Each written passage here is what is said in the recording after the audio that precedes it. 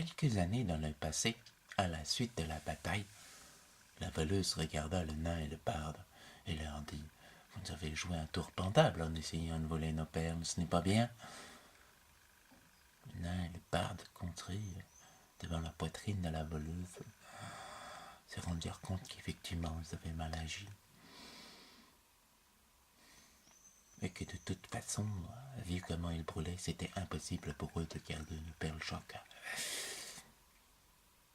Où est le gnome ?» fit la voleuse.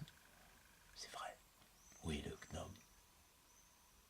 Un peu plus haut dans le ciel, un impérial rejoignit la terre des dieux et s'embrasa encore une fois, devenant les étoiles et dessinant une nouvelle constellation dans le ciel. Et un nouveau dieu naquit.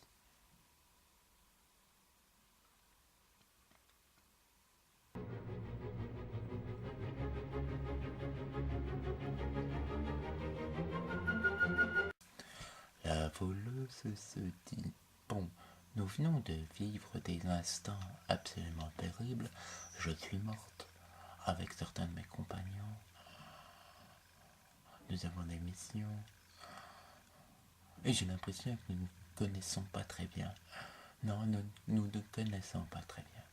C'est vrai, firent tous les autres, c'est vrai. Quand est-ce qu'on s'est rencontrés déjà pour la première fois ? Fit le magicien. Je ne me rappelle plus trop. C'est vrai que tous les aventuriers se regardèrent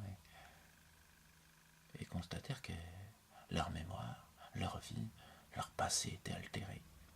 Là-haut, la masque sombre et Plouf partirent d'un grand éclat de rire. Évidemment, le passé des aventuriers avait été altéré. Il fallait bien les reconstruire, et pour les reconstruire, utiliser une partie de leurs ressources.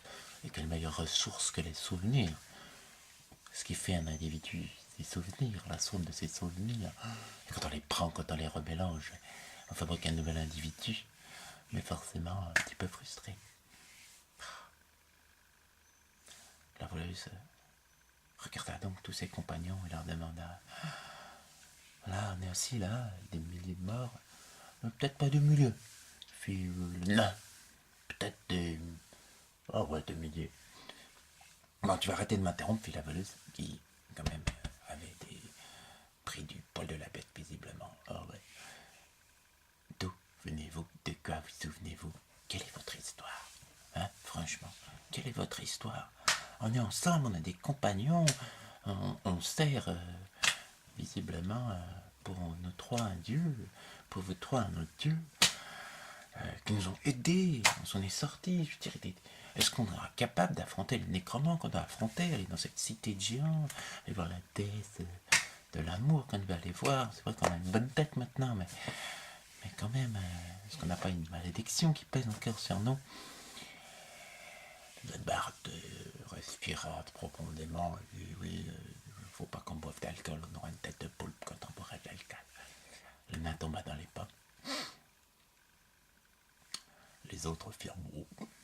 Le paladin fit « Je me sens à nouveau loyal, bon. » Le guerrier fit « Je me sens aussi pas mal comme ça. Je me sens pas mal comme ça. » Il regarda un petit hobbit qui dormait à côté de lui. Il mit 2 petites claques. Le petit hobbit était encore en fugue mentale, avec des huîtres dans la bouche, qu'elle avait mangé. Toutes les huîtres. Il ne savait plus trop comment pendant la bataille. Il fit « Oui, ça serait une bonne idée de raconter l'histoire de l'un nous autres. » Mais par qui commencerons-nous, fit la voleuse. Ils se regardèrent tous vers celui qui a le plus de charisme. Tous, normalement, auraient dû se retourner vers le paladin, mais malgré tout, depuis tout, il faut quand même considérer que le guerrier restait l'homme le plus beau du monde. Le guerrier inspira et dit « Bon, d'accord, je vous racontais mon histoire. » Mais avant, est-ce qu'on pourrait pas sortir de là, parce que quand même, marcher dans les tripes et les boyaux, ça commence à bien faire. Et sortir de la grotte, enfant de lumière, espoir d'un futur meilleur, seul individu à pouvoir lutter contre la Ligue des Nécromants, en espérant aussi trouver de l'aide dans certaines cités. individus transformés par le pouvoir des dieux, mais certainement regardés par les futurs mortels comme des mutants, des gens bannis et honnis et haïs. Comment allait-il survivre à ces temps futurs? Un hobbit plus tard dans le futur raconterait leurs aventures, oh oui. Mais pour l'instant, ce qui les concernait, c'était le passé. La semaine prochaine et les semaines d'ensuite, avant de reprendre la quête, l'histoire de chacun d'entre eux.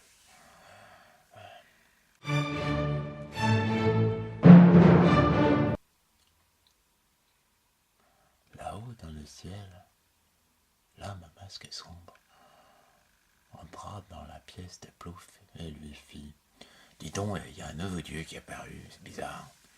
Plouf, regardez quoi? Ouais, il y a un nouveau dieu qui est apparu, je comprends pas trop. Apparemment, un avariel.